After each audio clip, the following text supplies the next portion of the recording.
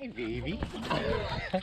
Yeah. Just like a Early June, we started training in earnest, and by July 6th, she had found her first killer whale scat on her own from the boat, which is really fast.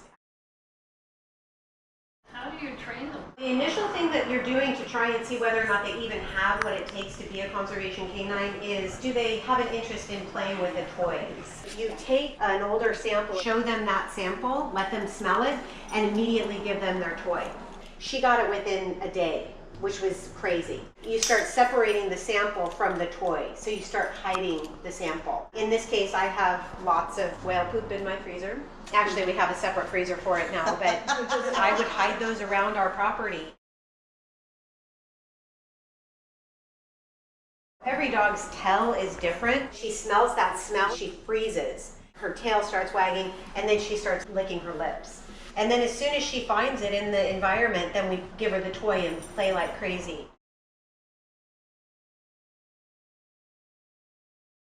Everything is moving. It's like trying to find a needle in the haystack, but the haystack is moving and so is the needle. It's a huge team effort between the handler and the driver and the dog.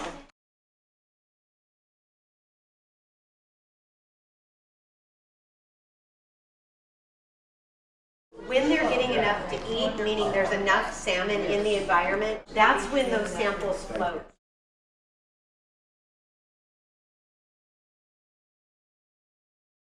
Quite a lot of their sample this year has been that watery, diffuse fecal samples, that there's just nothing that floats to the surface. That's really direct evidence that there's not enough fish here. The indirect evidence that the whales aren't here.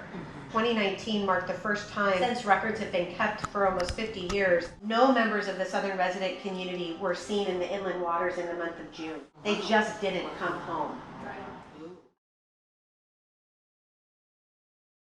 The whales are facing a lot of threats. By far, the biggest threat is the lack of prey. If there was enough fish here, the whales would be here.